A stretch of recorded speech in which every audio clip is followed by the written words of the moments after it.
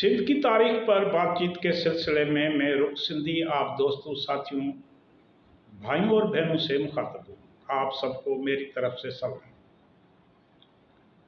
19वीं सदी का इब्तिदाई नस्फ बरसगीर और वस्ती एशिया, सेंट्रल एशिया की सियासत में एक हलचल अंगेज दौर था। सुल्तानतों की जवाल और नए इक़्तिदार के उभरने के बीच सिंध की सरजमीन भी बड़ी ताकतों के तसादम के जद में रही। इन्हीं तूफानी बरसों में एक ऐसा वाक़या पेश आया जिसने सिंध के सियासी उफक को हिला कर रख दिया। वो वाक़या था अफगान हुक्मरान शाह शुजा दुरानी का सिंध के वजीर आजम को अगवा कर लेना, मतलब वजीर आजम को अगवा कर दिया गया। आज इस पर बात करेंगे कि अफगान हुक्मरान शाह शुजा दुरानी ने सिंध का वजीर आजम कैसे अगवा किया, क्यों अगवा किया। आप दोस्तों से गुजारिश है कि वीडियो आखिर तक सुने, अपने कमेंट्स में मशहूर और रायों से आगाह करें। शाह शुजा दुरानी अहमद शाह अब्दाली का पोता 4 नवंबर 1785 ईस्वी को पैदा हुआ। वो पहली बार 1803 से 1809 तक और दूसरी बार 1839 से 1842 तक अफगानिस्तान की तख्त नशीनी पर फायज रहा। मगर इन दोनों अदवार के बीच वो एक बेताज बादशाह के तौर पर दर बदर फिरता रहा और अपनी खोई हुई सल्तनत की बाजियाफ्त के लिए जहां मुमकिन हुआ अपनी अस्करी और सियासी चालें आजमा कर देखता रहा।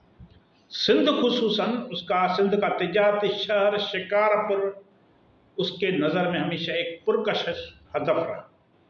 शिकारपुर शहर सिंध का कलोड़ों के जवाल और टालपुर बीरू के ऊंच के साथ ही अफगान पठानों ने शिकारपुर पर अपना कब्जा बरकरार रखा।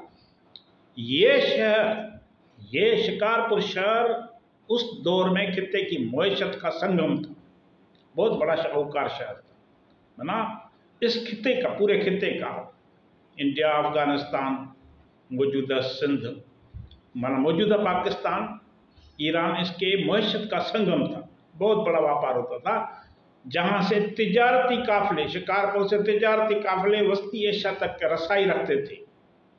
शाह शुजा के लिए शिकारपुर न सिर्फ दौलत का खजाना था बल्कि सिंध में सियासी असर रसूख बढ़ाने का बेहतरीन अड्डा भी था। 1806 ईस्वी में शाह शुजा पहली मरतबा शिकारपुर आया और बाग़ शहजादा में क़याम किया। मीर हुक्मरानों ने सफारती नज़ाकत के तहत उसकी मेज़बानी में कोई कमी न छोड़ी, मगर ये मेज़बानी भारी कीमत पर हुई। एक रवायत में 20 लाख रुपए और दूसरी में 10 लाख रुपए बतौर खराज अदा किए जाने का जिक्र मिलता है। उन्होंने खराज दिया अफगानी को, शाह शुजा दुरानी को, मेहमान नवाजी भी की और मेहमान नवाजी के साथ साथ पैसे भी दिए। असल में शाह शुजा का शिकारपुर में क़याम मकामी आबादी के लिए इब्तिला का ज़माना साबित हुआ, बहुत बड़ी मुश्किलात का ज़माना साबित हुआ। मुंशी अत्ता मोहम्मद, तारीख दान है, मुंशी अत्ता मोहम्मद उनके अल्फाज हैं, जहां उसे किसी मालदार का पता चलता, शाह शुजा को किसी मालदार का पता चलता, वो परवाने की तरह उड़ता, परवाने की तरह जा पहुंचता और दौलत छीन लेता। जहां किसी दोशीज़ा का जिक्र सुनता, उसे जबरदस्ती कैद करके हरम में ले आता। औरतों की असमत दरी, दौलत की लूटमार और मुखालफिन पर जुल्म, ये सब उसके मामूलात का हिस्से थे। हता कि उसने बज़ मौके पर बासर मकामी सरदारों की बेटियों को भी जबरदस्ती निकाह में ले आया। 1810 में जब मीरू ने खराज देना बंद कर दिया, शाह शुजा ने एक बार फिर शिकारपुर पर लश्कर कशी की। इस मरतबा उसने सिंध के वजीर आजम नवाब वली मोहम्मद खान लगारी को अगवा कर दिया।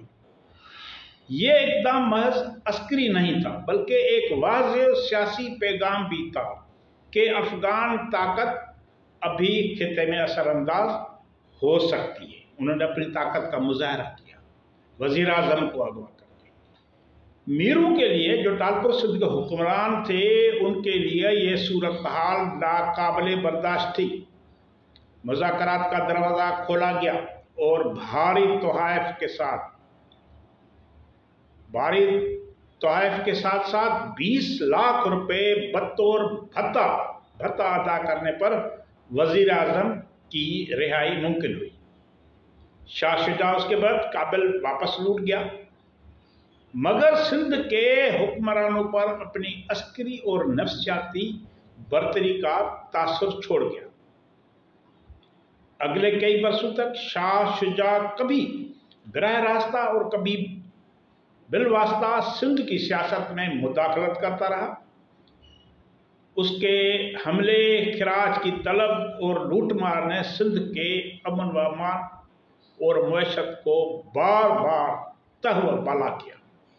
आखिरकार 1842 में उसका कत्ल हुआ, लेकिन तकरीबन 40 वर्ष तक वो इस खित्ते के लिए एक मुस्तकिल खतरा और सियासी वबाल बना रहा। शाह शुजा की कहानी सिर्फ एक शख्स की लालच और जबर की दास्तान नहीं, बल्कि इस बात का इबरतनाक सबक भी है कि दाखिली कमजोरी, हुक्मरानों के बाहमी इख्तलाफात और सफारती कम तदबीरी हमेशा बैरून ताकतों को मुदाखलत का मौका फराहम करती है। सिंध के उस वक्त की क़यादत, टालपुरों की क़यादत अगर यकजहती और तदबीर से काम लेती तो शायद अफगान मुदाखलत का दायरा इतना वसी न होता। आपका शुक्रिया।